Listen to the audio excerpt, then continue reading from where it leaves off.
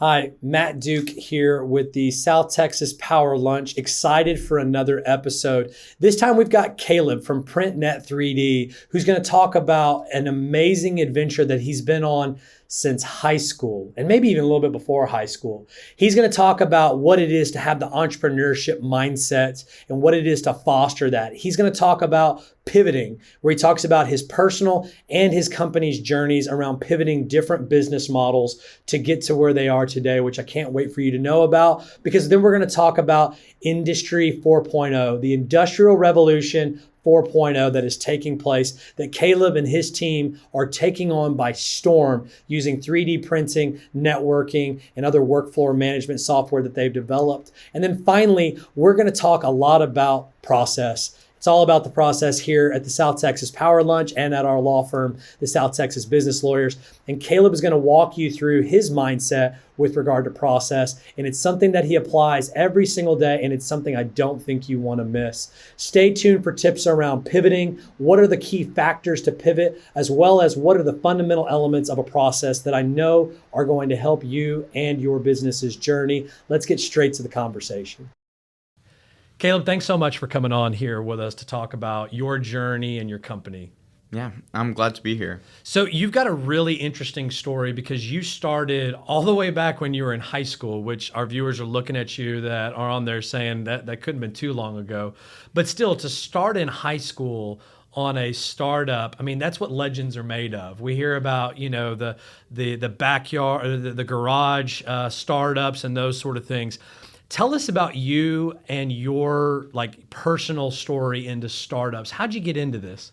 Yeah, so actually back in middle school started programming apps. So in 7th grade, I learned from what my favorite tool is, which is YouTube University, on how to You can do anything on YouTube. Oh yeah, it's absolutely amazing. Like you can search up anything, you get the response, and you can just learn from there. So I taught myself how to code for iOS apps and started doing that throughout middle school, and that started to ramp up. And eventually my dad decided to introduce me to Geekdom, which is a co-working space over in San Antonio. And while on that tour, I got introduced to a few people and ended up working for this company that summer called FlipMass. So this is the summer after 8th grade. And while there, I got to learn all about startups. And one thing that I really loved is to see everyone's passion. Yeah. So I haven't seen that anywhere else, and to this date. I haven't seen that anywhere else, where people are just that passionate about what they do, right, and are working towards a future. Like they're not there to just make money. They're not there to just clock out at 5 o'clock and call it a day. They're always there. Yeah, I mean, Geekdom, it's a high culture. I mean, it's a phenomenal place. I mean, we're definitely proud of what goes on at Geekdom there. Yeah. It just has this culture that is necessary because, as we're going to talk about, right, startups, it's hard work.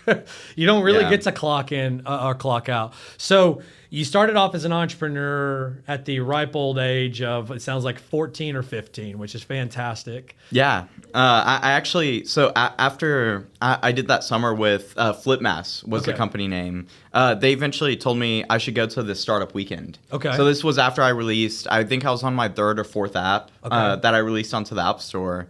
And then Hurricane Harvey happened. Oh, wow. And that was supposed to happen during the summer. And a difficult decision came up for me, which was the new date for Startup Weekend fell on the exact day of my first homecoming in high school.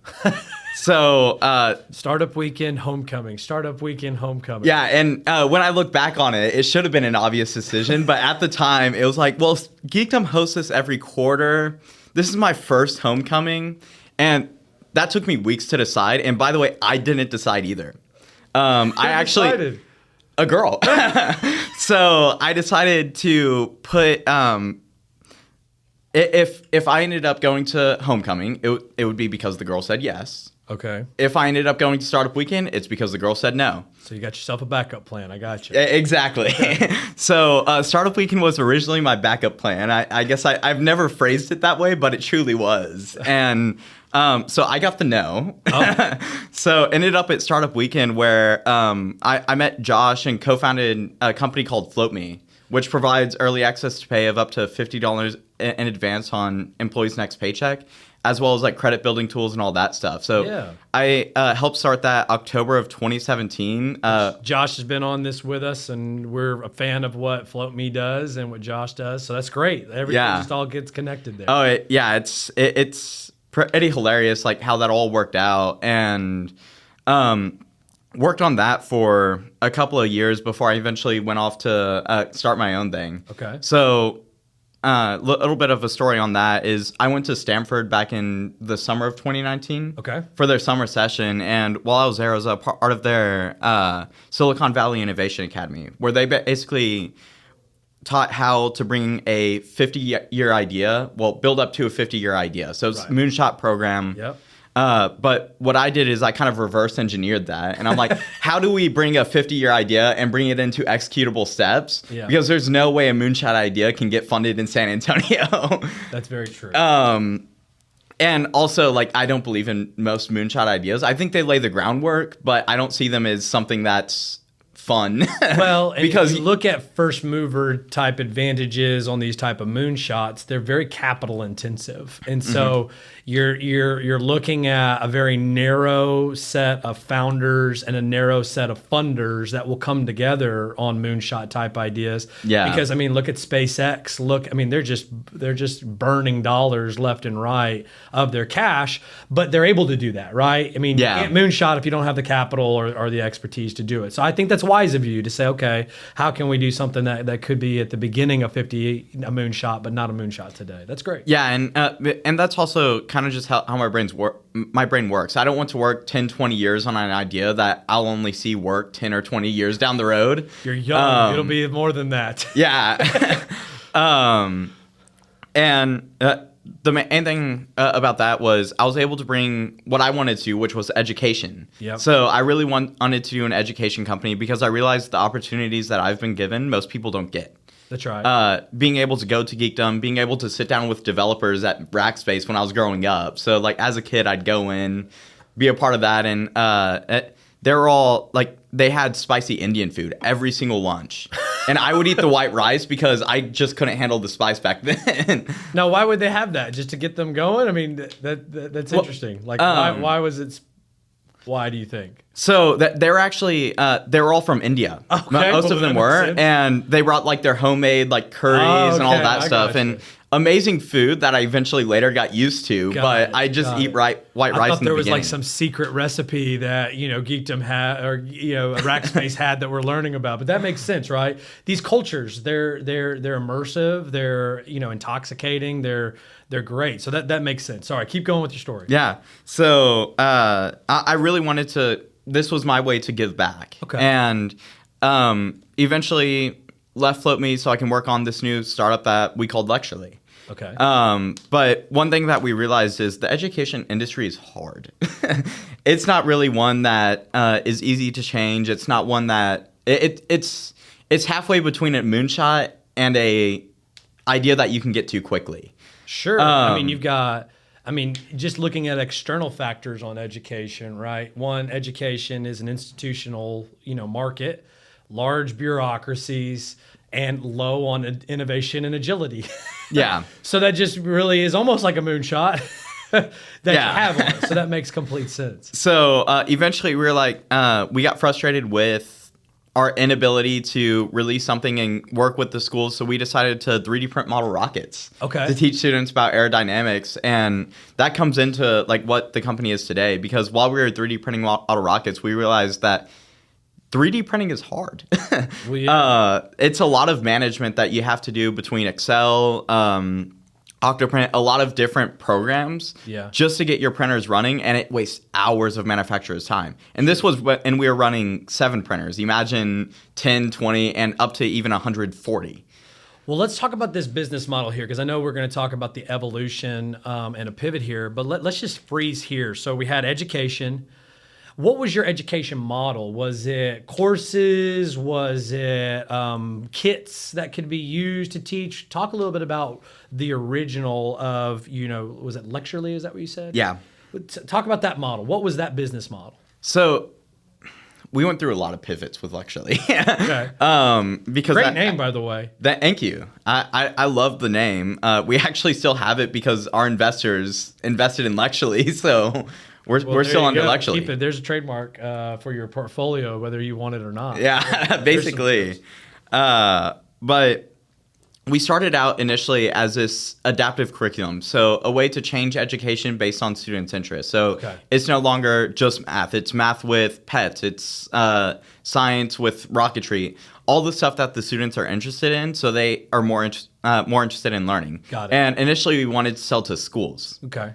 And was it a membership model, a course-specific curriculum? What was your model on that? So it was a subscription to use the software. Got it. That had the students on it because the teachers could create the curriculum. Got it. We didn't have to create the curriculum. We just made the engine that changed it based on the students' interests. Oh, neat. Okay. Yeah. I got it. Okay. So you had the education model, that market, killer market, which I can understand. Then you moved into the model rocket. So talk about that business model for a second. What was that business model like? So eventually we kind of simplified it and started to do more kits. Okay. Because we realized selling to school is hard. We're going to have a track record to even go into these schools. Yeah. So we wanted to do something that's easy, we could get into market fairly quickly with, and something that we knew about and could teach about. And we decided what that was model rocketry. Okay. Now I did model rockets as a kid. You don't see that many model rockets anymore. Like you got to go into Hobby Lobby way in the back to go find those and find the rocket engines. So how did you think to go in there? Like what was your market? Because I'm fascinated by it. I mean, to be honest with you, I'd love to go do a model rocket and fire it up. But what was the inspiration? Yeah. So the inspiration with that was basically.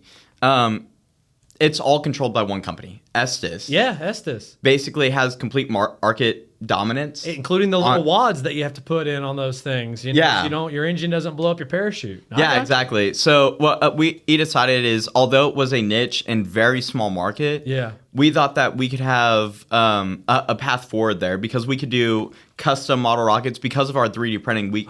If someone ordered from us, we print it then and ship it to them. So that allowed for like names to be engraved on the rockets, custom designs like with different fins, all of this stuff that... Okay, now I think that's really, really cool. Yeah. But it was a direct-to-consumer approach. Yes, it was a direct-to-consumer approach, which is tough, but it wasn't as tough as selling to schools. So that's right. Your cost to acquisition of a customer is extremely high for a school. It's pretty high for your model rockets, but not nearly as high. Okay, so you guys got into the market, and what happened? Why pivot? What happened next? What happened next is we were honestly burnt out on the whole education industry, which was a big factor to it. But as we started 3D printing the model rockets and starting to ramp up production, we realized that we were wasting hours just on planning that production, which was a massive time suck. And our ambition was still to like eventually get into schools. We still wanted to do all that. Yeah. But we can't really do that if our full-time job is producing model rockets. Sure. So we realized that we needed to create a software. Okay. And that software needed to automate these 3D printers and automate that workflow. Got it. Because we didn't want to spend the hours planning. We just wanted to take it off the build plate for the 3D printer and then start the next one without having to think too much, pack it up, and then ship it out.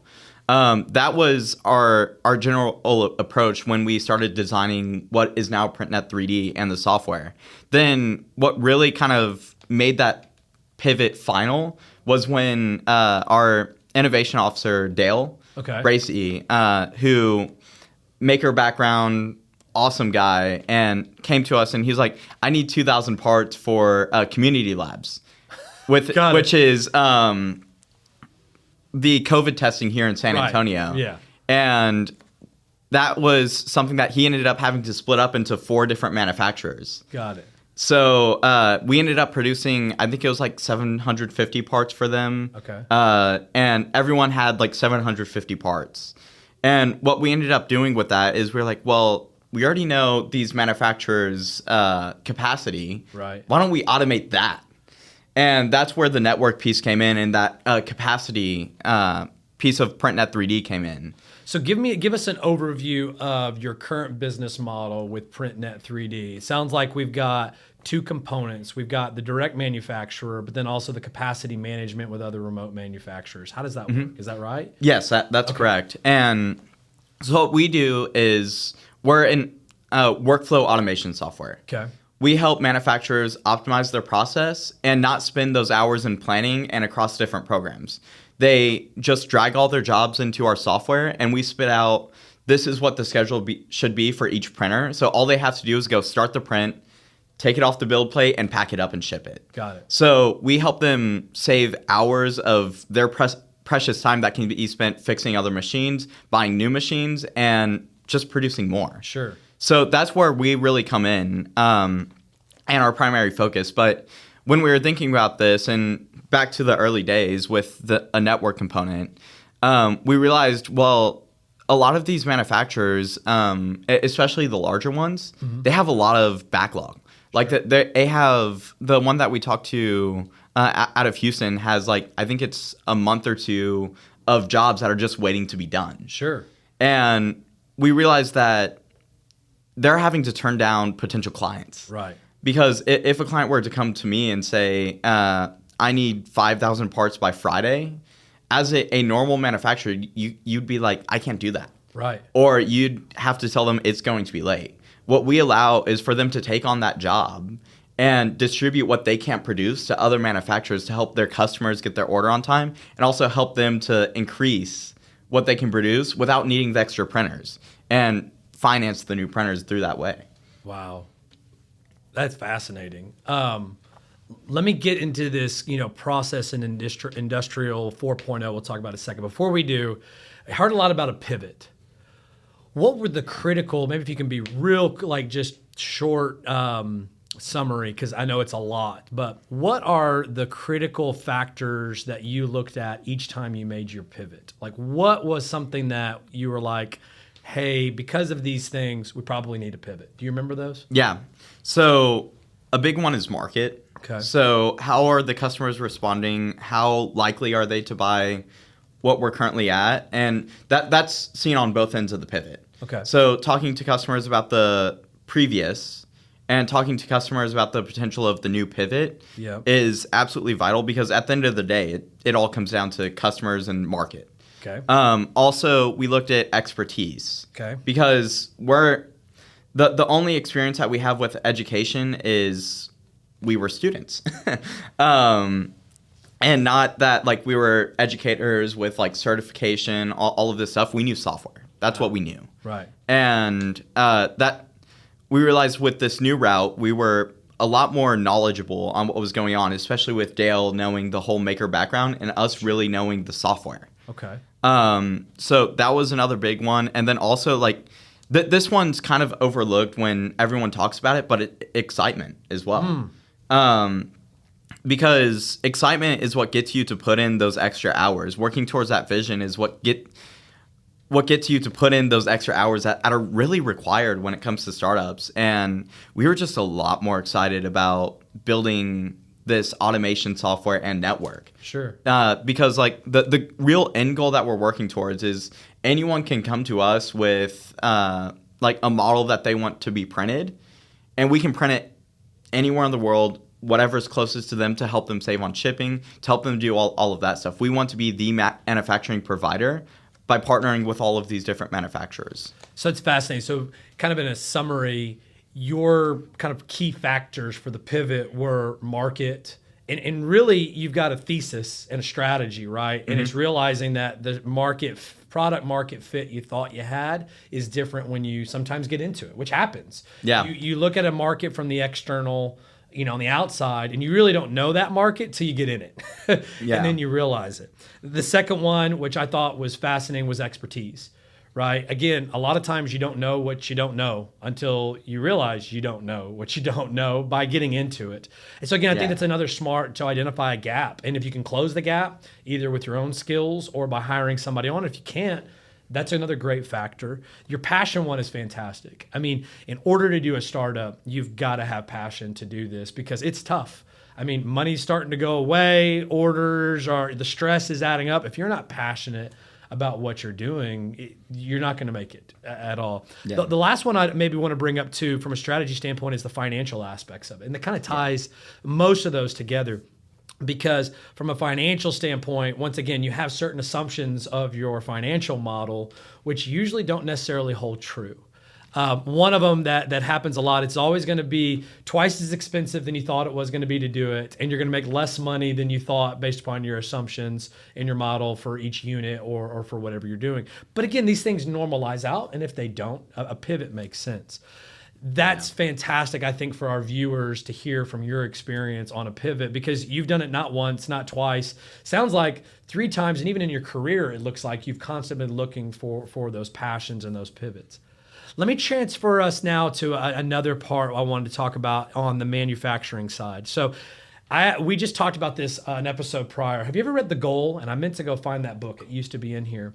It's a great 1980s like manufacturing, old industrial manufacturing book. It's still one of those bestsellers that's out there. I don't know if you've read it or not. I have not. I'm going to highly recommend it. I'll put it in that one as well. It's about this thick.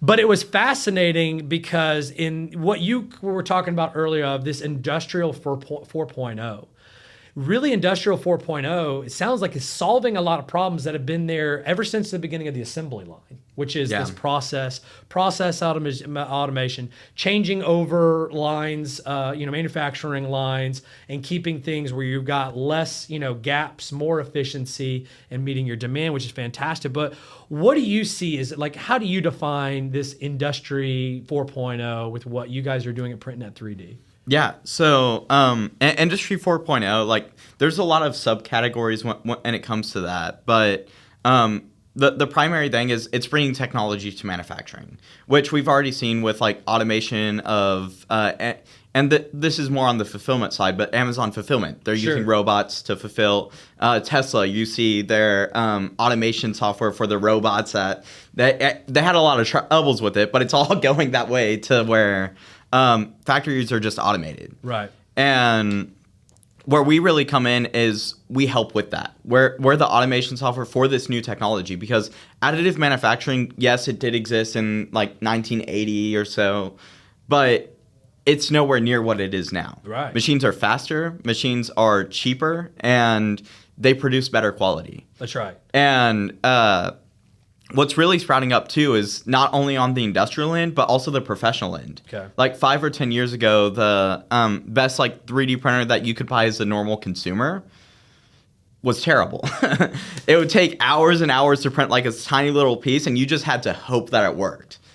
My son has a toy box, which is a kid-friendly 3D printer, and it takes like 2 hours, to do a little gadget. So yeah, and it still has a lot of progress that can be made.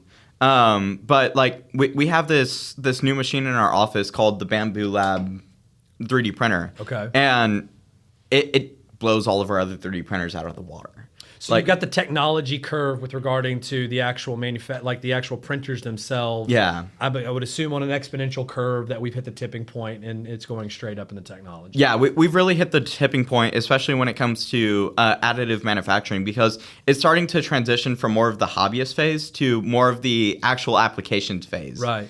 Because like normally when I talk to people about 3D printing, it's like, well, what can I produce? Like I have a 3D printer, but I don't know what I can make. And that it really just symbolizes what's happening in the market. It's now more for the businesses that know exactly what they want to make, whether it's like a stand for like pictures, or whether it's something that goes on a desk, like vase, or whatever the customer wants, it can be done with a 3D printer, which is really it's a new wave of design, and it's a new wave of how things get manufactured. Like Adidas, they're producing shoes using 3D printing now. Oh wow. Yeah, they have this one called the 4DW shoe or something like that. Okay. And the cool thing about its structure is like normally shoes, they just absorb the shock. Right. What this one does is it absorbs the shock and then pushes you forward.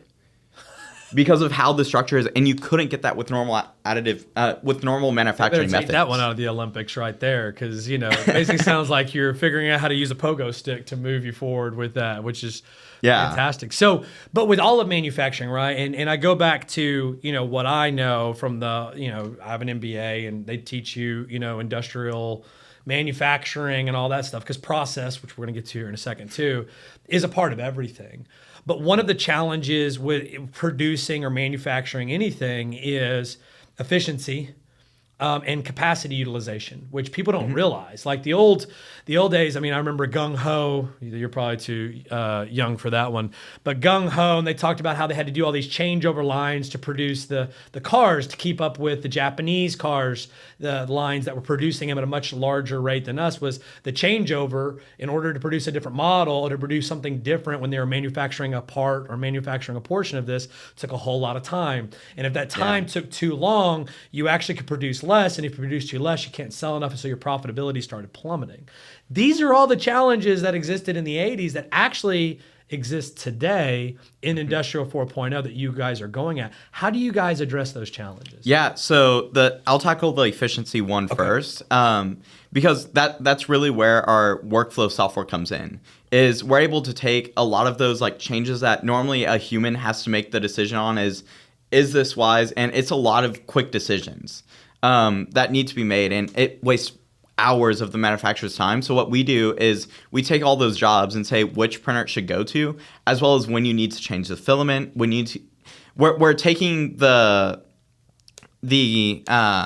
trying to look for the right word, but we're taking the guesswork out of that manufacturing. Sure. And well, there's so many variables that you have to think through, but if you can basically create a system that knows those variables, understands those variables, and walks a guy like me, trying to produce something through those variables, that's huge, because there's just too many variables for everybody to get involved in. Yeah, there's way too many variables, and it's something that additive manufacturing, that if it's not truly solved, it's going to face trouble when scaling. Absolutely. And that's something that we're tackling. And as for the capacity, we're building our offload capacity on this thesis of having that automation software knowing what your schedule looks like. Got it. So because we're the ones that are helping you plan out, we know that, that printer can actually have another print that's 5 hours long on it. Because it's got a gap of, it doesn't run at night, or it's got a gap of X amount of time, so you can throw in the block of time that you need for another job. Exactly. We're able to throw in jobs to make sure that they still reach their jobs at a certain time, and they can collect those new jobs off of our network. So as a manufacturer, if you get an order for, let's just say, 5,000 parts that you need to produce by next Friday, that's where we really come in, because we know that you can't produce that. You can still put it into our software, and we'll help you offload that to the other manufacturers that have those 3D printers that are sitting there collecting dust, to help you produce and help you get your order out to your customer on time and allow you to take those bigger jobs. So if I've got capacity, I'm a part of the network, I don't have to do anything, just a job prints, and then I know where to send it, and then I get paid for that, right? As any sort of manufacturer. Genius. All you have to do is go into our software, you get a notification and say accept job, and then it's automatically thrown into your scheduling to where it tells you what printer it's going to be printed on and at what time, and then that's huge. From a capacity utilization, from, a planning standpoint, having backup capacity,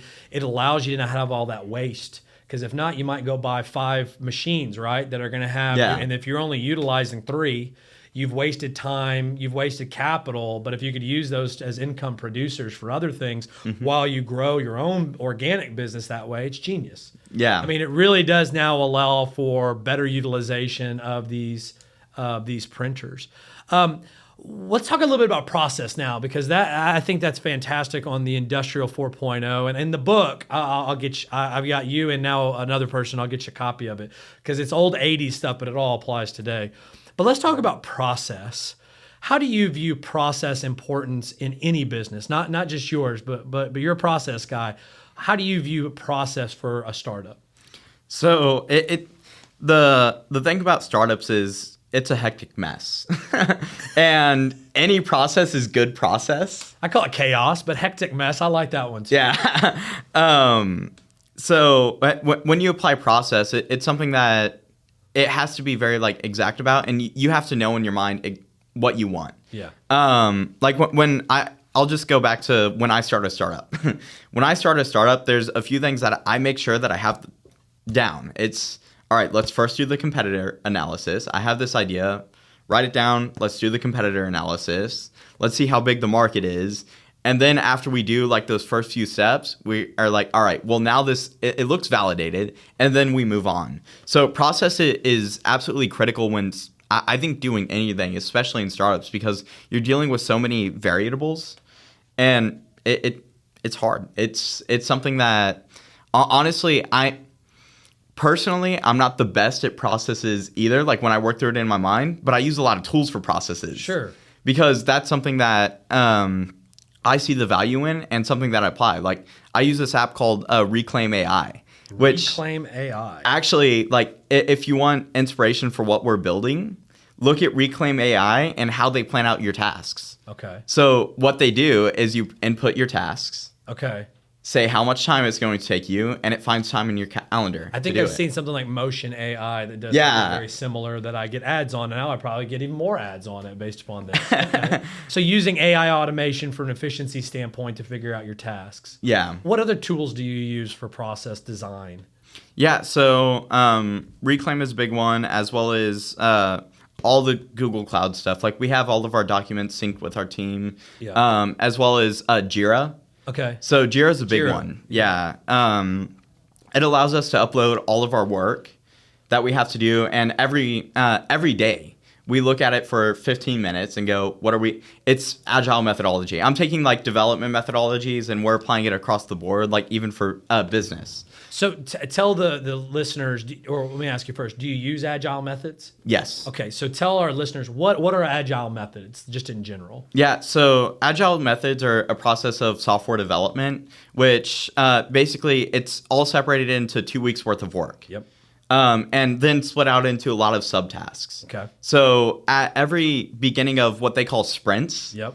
you outline what you need to accomplish and what that focus is for this sprint. So like for us, we're gearing up for a massive fundraising push. Okay. So last sprint for me was finalizing our investor documents. Got it. So that's all I focused on for those 2 weeks, was making sure that all of our chess pieces were in play. So now this one's start having those investor meetings. So for our listeners, I mean, the agile methodology is something that I'm a very strong proponent of, actually, for all companies, where getting going, you got to just get going. Yeah. Some people think that, I've got to dot the I, cross the T, and as lawyers, yes, we dot the I's and we cross the T's. But for business owners, and for especially high growth companies, you got to get going and start then being agile. These sprints and huddles and those type of things allow you to come back together, readjust your path that you're going on. Not real time, but pretty close to real time, depending on the duration of your sprint and when you do your huddles and everything. And it's a fantastic methodology. Let's talk a little bit about process with regard to how you integrate your processes with others. I mean, it sounds like from your network that PrintNet3D has created, you guys are connecting to other companies and manufacturers. How did you guys create a process that you could connect other companies to? Yeah, so the cool thing about 3D printing and additive manufacturing, when you go from one manufacturer to another, their processes already are very similar. Okay. Because it all involves a lot of the same variables. The only differentiating variables are people and time that they're at the office. Those are the true differentiating factors that make one manufacturer different from another for additive, only for additive though. And what we do and how we kind of define those processes by working with our customers and talking to them to see like where their pain points are and how we can approach to solve it. And the key part that we focus on is let's focus on solving their printer capacity. So we're not dealing as much with people. We're not dealing as much with that variable because everybody's got an opinion. A printer doesn't, though. Yeah, exactly. So a printer has one job, Right. to print. Right. And that one has a fairly set variables. It's how much time is it going to take to complete this job? What is the result of this job? Are you printing one or multiple parts? What color filament and what printer do you need for that job? Those are kind of the four main variables that we look at, and we go, all right, well, if this job needs this printer, this is the only printer that can handle it. And if this job needs to be completed by tomorrow, we're going to complete it today. Right. And so that's very basically how like we decide this job goes where and at what time. It's all just based on what that printer availability is and what that job requirement is, to where the only variable that we have to rely on for the manufacturer is what time are they in the office. Got it. Because that the physical process for that is, so you have to go up, you have to take the build off the build plate, and then you have to start the next print. Got it. So that's all you have to do to work with our software, because we're also working on sales channel integrations to where like we tie in, if you're like a small Etsy store owner, you can use our software and directly tie into your Etsy store. So that way, just in time inventory. Yeah. Fantastic. Yeah, exactly. So with all that, it also removes the need for you as a manufacturer to go in and be like, all right, well, I just got 5 more orders for this product. Yeah. We want to remove that burden from you so you can just focus on selling your product. Right.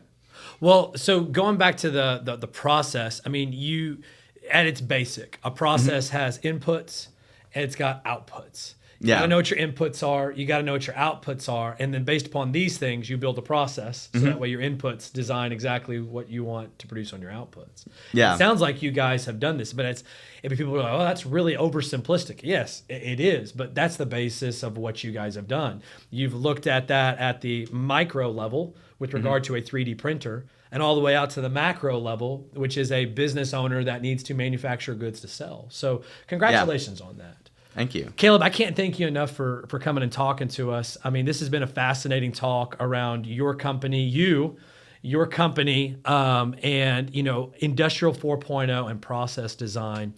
Last thing I want to ask you is, what would be 2 pieces of advice that you'd give the high school kid that is out there right now that thinks, you know what, these startups sound kind of cool?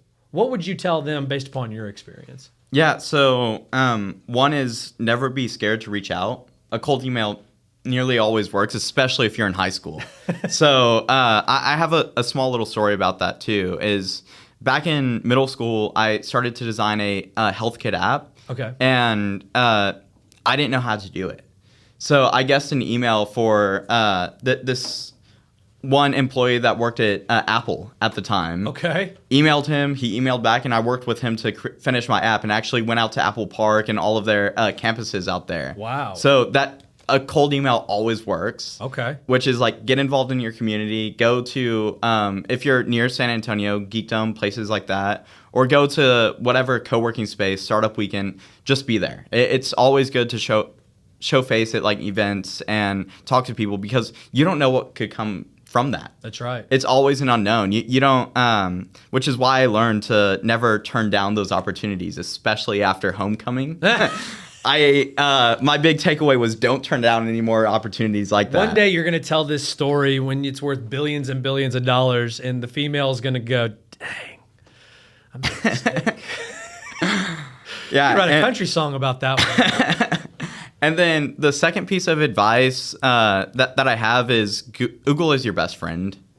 It's also your enemy to some extent. Yeah, it is your enemy to some extent too, but you can learn anything from there, as well as I'm just going to give a third one because those two kind of relate. Yeah. As well as don't be scared when things go wrong, especially in startups. Things always go wrong. Yeah. You're always going to have issues that you didn't foresee and stuff that you didn't know. Just be ready for it and prepared to face the unknown. That's great. Caleb, thanks so much for taking your time. We know you're really, really busy. I appreciate you coming here to talk with me, to impart the wisdom, which is fantastic. We wish you all the best. Of course. Yeah, thank you. Thanks for having me. Wow, I hope you enjoyed that just as much as I do. We are so proud to educate and support our community here in South Texas. And this is just another example of a great founder that is doing great things that we love to highlight here on the South Texas Power Lunch. Now, make sure you subscribe. As the South Texas business lawyers, we look forward to supporting and educating every single small business owner. And by subscribing, you won't miss out on all of the free education and information that we send out almost every single day. So subscribe now and don't miss out.